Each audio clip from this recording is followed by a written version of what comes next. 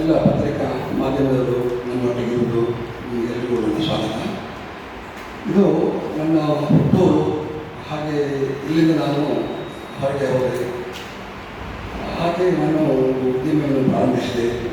ಒಂದು ಬೃಹತ್ ಉದ್ದಿಮೆಯನ್ನು ಪ್ರಾರಂಭಿಸಿ ಒಂದು 23 ದೇಶಗಳಿಗೆ ನಮ್ಮ ತಾಂತ್ರಿಕತೆ ಮತ್ತು ಯಂತ್ರಗಳನ್ನು ನಾವು ಒದಗಿಸ್ತಾ ಇರುವಾಗ ಮುಂದಿನ 10 ವರ್ಷಕ್ಕೆ ನಮ್ಮ ದೇಶಕ್ಕೆ ಏನು ಬೇಕು, ನಮ್ಮ ದೇಶ ಅಥವಾ ನಮ್ಮ ಸರ್ಕಾರ ಯಾವ ದಿಕ್ಕನ್ನು ಚಿಂತನೆ ಮಾಡ್ತಾ ಇದೆ ಅಂತ ಯೋಚಿಸಿಕೊಂಡು ಈ ಊರಿಗೆ ಏನಾದರೂ ಒಂದು ಬದಲಾವಣೆ ತರಬೇಕನ್ನೋ ದೃಷ್ಟಿಕೋನ ಇಟ್ಕೊಂಡು ಈ ಒಂದು ಸ್ಕಿಲ್ ಡೆವಲಪ್ಮೆಂಟ್ ಒಂದು ಇನ್ಸ್ಟಿಟ್ಯೂಟ್ ಸ್ಟಾರ್ಟ್ ಮಾಡಿದ್ವಿ.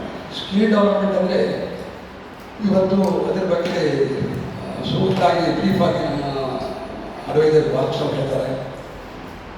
ಇವತ್ತು ನೆಕ್ಸ್ಟು 2035ಗೆ ಎ ಬಂದರೆ ಸಾಧಾರಣ 85 ಜನ ಕ್ವಾಲಿಫೈಡ್ನ ರಿಕ್ವೈರ್ಮೆಂಟ್ ಕಮ್ಮಿ ಆಗ್ತದೆ.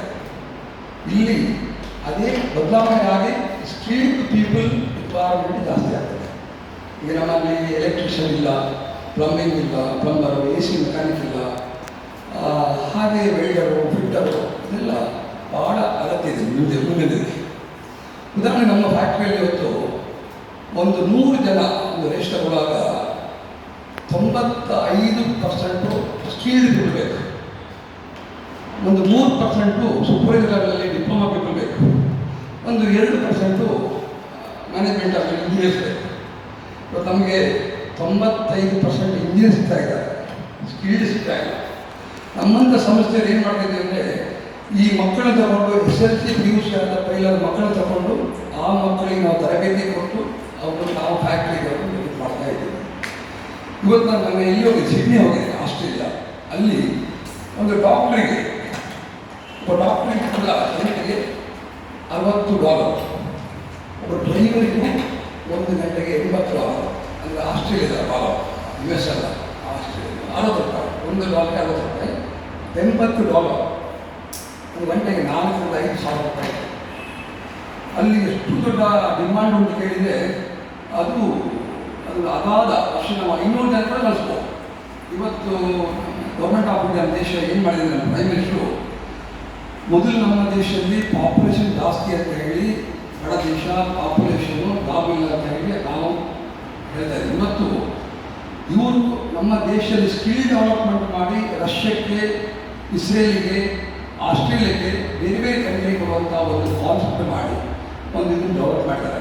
ನಮ್ಮ ಇಂಡಿಯನ್ ಯೂತ್ಗಳನ್ನು ಅವರಿಗೆ ಕೊಟ್ಟು ಇದು ಮೊನ್ನೆ ಒಂದು ಸಣ್ಣ ಒಂದು ಡಾಟಾ ಏನು ಬಂದಿದೆ ಅಂದರೆ ಸಾಮಾನ್ಯ ಒಂದು 12 ಲಕ್ಷ ಕೋಟಿ ಹಣ ನಮ್ಮ ದೇಶ ಬಂದಿದೆ. ಅಲ್ಲಿ ಜಾಬ್ ಮಾಡಿ ಆ ಹಣ ಇಲ್ಲಿ ಕಳಿಸ್ತಾರೆ.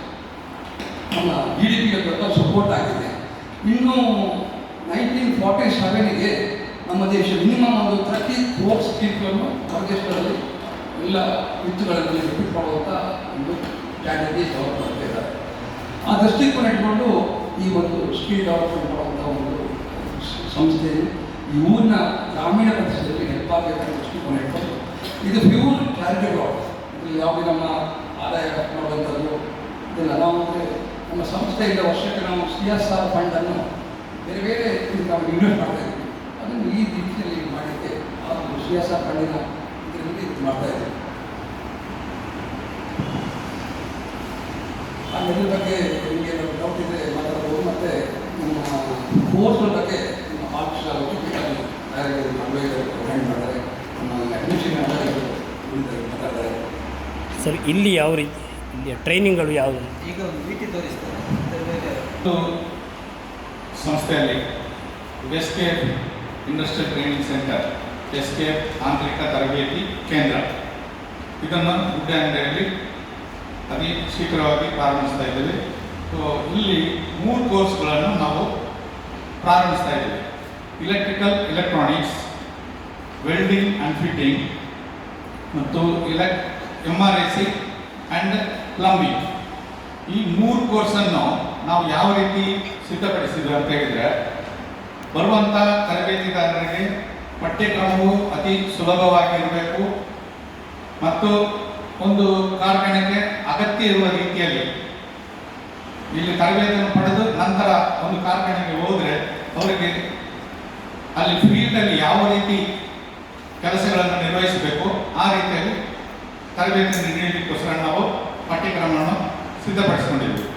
ಉದಾಹರಣೆಗೆ ಈಗ ಫಿಟ್ಟಿಂಗ್ ಆ್ಯಂಡ್ ವೆಲ್ಡಿಂಗ್ ಈ ಎರಡು ಟ್ರೇಡು ಒಟ್ಟಾರೆ ಒಂದು ಕೈಗಾರಿಕಾ ತರಬೇತಿ ಸಂಸ್ಥೆಯಲ್ಲಿ 3 ವರ್ಷ ಆಗಿರ್ತದೆ.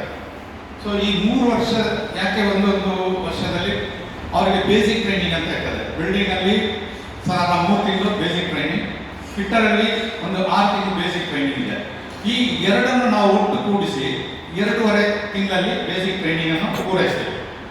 ಅದಕ್ಕೆ ತಕ್ಕಂತೆ ಪಠ್ಯಕ್ರಮವನ್ನು ಸಿದ್ಧಪಡಿಸಿದ್ದೇವೆ. ಹಾಗೆ ಈ 3 ವರ್ಷ ಕೋರ್ಸನ್ನು ಕಂಡೆನ್ಸ್ ಮಾಡಿ ಸರಳಗೊಳಿಸಿ 1 ವರ್ಷದಲ್ಲಿ 2 ನಾವು ಕಂಪ್ಲೀಟ್ ಮಾಡ್ತೀವಿ. ಹಾಗೆಯೇ MRAC ಅಂದರೆ ಮೆಕ್ಯಾನಿಕ್, ಏರ್ ಕಂಡೀಷನಿಂಗ್, ರೆಫ್ರಿಜರೇಷನ್ ಮತ್ತು ಪ್ಲಂಬಿಂಗ್. ಈಗ ನಮ್ಮ SKF ಎಲಿಕ್ಸರ್ ಮೂಡುಬಿದ್ರೆ ಕಾರ್ಖಾನೆಯಲ್ಲಿ ವಾಟರ್ ಕೂಲರ್ಸ್, ವಾಟರ್ ಪ್ಯೂರಿಫೈಯರ್ ಇದನ್ನು ಮ್ಯಾನುಫ್ಯಾಕ್ಚರ್ ಮಾಡ್ತಾ ಇದ್ದಾರೆ. ಅಲ್ಲಿ ಒಂದು ಟೆಕ್ನಿಷಿಯನ್ ಒಂದು ಮನೆ ಕಾರ್ಖಾನೆಗೆ ಬೇರೆ ಮನೆಗೆ ಎಲ್ಲಾದರೂ ಹೋಗಿ ಅವನು ಅದನ್ನು ಇನ್ಸ್ಟಾಲ್ ಮಾಡಿಬಿಟ್ರೆ ಅಲ್ಲಿ 2 ಟೆಕ್ನಿಷಿಯನ್ ಬೇಕಾಗುತ್ತೆ. ಅದಕ್ಕೆ ಪೂರಕವಾಗಿ ನಾವೇನು ಮಾಡಿದ್ರು ಅಂದರೆ MRAC ಅಂದರೆ ರೆಫ್ರಿಜರೇಷನ್, ಏರ್ ಕಂಡೀಷನಿಂಗ್, ಪ್ಲಂಬಿಂಗ್ ಅಲ್ಲಿ ಒಂದೇ ಟೆಕ್ನಿಷಿಯನ್ ಏನು ಮಾಡ್ತಾನೆ, ಪ್ಲಂಬಿಂಗ್ ವರ್ಕು ಮಾಡ್ತಾನೆ ಮತ್ತು ವಾಟರ್ ಕೂಲರ್ ಇನ್ಸ್ಟಾಲೇಷನ್ ಮಾಡಿ ಬರ್ತಾರೆ.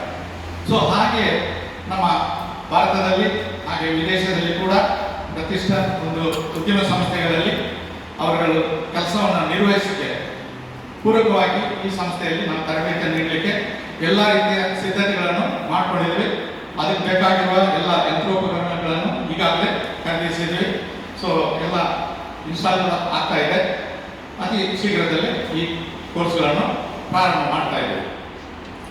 ಬರುವಂಥ ವಿದ್ಯಾರ್ಥಿಗಳಿಗೆ ಅಂದರೆ ತಾಂತ್ರಿಕ ತರಬೇತಿಯನ್ನು ಮುಗಿಸಿ ಹೊರಗಡೆ ಬರುವಂಥ ವಿದ್ಯಾರ್ಥಿಗಳಿಗೆ ಎಲ್ಲರೂ ಕೂಡ ಸರ್ಕಾರದಿಂದ ಕೇಂದ್ರವಾಗಿರ್ಬೋದು, ರಾಜ್ಯ ಸರ್ಕಾರ ಇರ್ಬೋದು, ಎಲ್ರಿಗೂ ಒಂದು ಉದ್ಯೋಗವನ್ನು ಕೊಡಲಿಕ್ಕೆ ಸಾಧ್ಯತೆ ಇಲ್ಲ.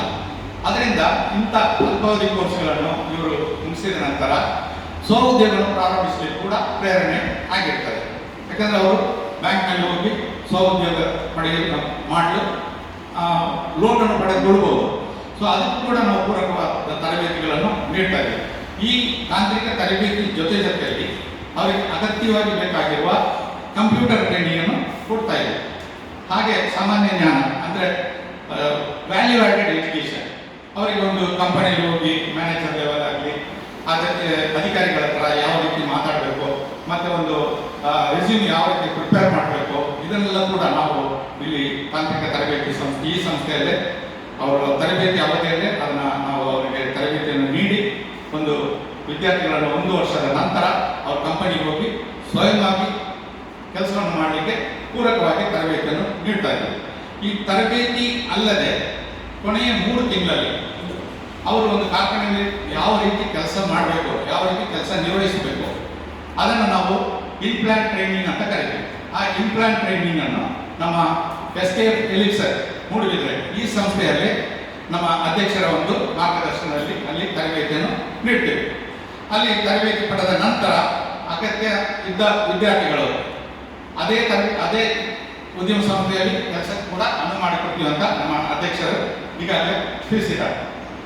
ಅಲ್ಲದೆ ಸುತ್ತಮುತ್ತ ಇರುವಂಥ ಉದ್ಯಮ ಸಂಸ್ಥೆಗಳಿಗೆ ನಾವು ಮಾರ್ಗದರ್ಶನ ನೀಡ್ತೀವಿ. ಇಂಥ ಕಂಪನಿಯಲ್ಲಿ ವೇಕೆನ್ಸಿ ಇದೆ, ಅಲ್ಲಿ ಹೋಗಿ ಅಂತ. ಅದಲ್ಲದೆ ವಿದೇಶದಲ್ಲಿ ಕೂಡ ಉದ್ಯೋಗ ಅವಕಾಶವನ್ನು ಕಲ್ಪಿಸಲಿಕ್ಕೆ ಸರ್ ಎಲ್ಲ ವ್ಯವಸ್ಥೆ ಮಾಡ್ತಾ ಇದ್ದಾರೆ. ಅದಕ್ಕೂ ಕೂಡ ಪೂರಕವಾಗಿ ನಾವು ಪಾಸ್ಪೋರ್ಟ್ ಇತ್ಯಾದಿಗಳನ್ನು ಪಡೆಯಲಿಕ್ಕೆ ಈ ತರಬೇತಿ ಅವಧಿಯಲ್ಲಿ ನಾವು ಅವರಿಗೆ ಮಾರ್ಗದರ್ಶನ ಕೊಡ್ತೀವಿ. ಗುಡ್ಡೆಹಳ್ಳಿ ಪ್ರದೇಶದಲ್ಲಿ ತುಂಬ ಆರ್ಥಿಕವಾಗಿ ಹಿಂದುಳಿದಂಥ ಮಹಿಳಾ ವಿದ್ಯಾರ್ಥಿಗಳಿಗೆ ಅಥವಾ ಮಹಿಳೆಯರಿಗೆ ಕೂಡ ಅನುಕೂಲ ಆಗುವ ರೀತಿಯಲ್ಲಿ ಫ್ಯಾಷನ್ ಡಿಸೈನಿಂಗ್ ಇದನ್ನು 6 ತಿಂಗಳ ಅವಧಿಯಲ್ಲಿ ಒಂದು ಕೋರ್ಸನ್ನು ಮಾಡಲಿಕ್ಕೆ ಎಲ್ಲ ಸಿದ್ಧಪಡಿಸಿದ್ವಿ. ಸೊ ಅದನ್ನು ಕೂಡ ಮಾಡ್ತಾ ಇದ್ದೀವಿ. ನಮಗೆ ಸಂಪೂರ್ಣ ಉಚಿತವಾಗಿರ್ತದೆ. ಆದರೆ ಒಂದು ರಿಜಿಸ್ಟ್ರೇಷನ್ ಫೀ ಮತ್ತು ಒಂದು ಭದ್ರತಾ ಠೇವಣಿ ಅಂತ, ಅಂದರೆ ಇತ್ತೀಚಿನ ದಿನಗಳಲ್ಲಿ ವಿದ್ಯಾರ್ಥಿಗಳನ್ನು ಪೂರ್ಣ ಪ್ರಮಾಣದಲ್ಲಿ ಉಚಿತ ಅಂತ ಹೇಳಿದರೆ ಬರ್ತಾರೆ, ಸ್ವಲ್ಪ ದಿನದಲ್ಲಿ ಬಿಟ್ಟು ಹೋಗ್ಬಿಡ್ತಾರೆ. ಸೊ ಅದರಿಂದ ನಾವೇನು ಮಾಡಿದ್ರು, ಭದ್ರತಾ ಠೇವಣಿ ಒಂದು ಸಣ್ಣ ಮಟ್ಟಿಗೆ ಇಟ್ಕೊಂಡು ಅವ್ರ ತರಬೇತಿ ಮುಗಿದ ಕೂಡ ವಾಪಸ್ ಕೊಟ್ಟು ಕಳಿಸಲಿಕ್ಕೆ ವ್ಯವಸ್ಥೆ ಮಾಡಿ ಇತ್ಯಾದಿಗಳನ್ನು ಕೂಡ ನಾವು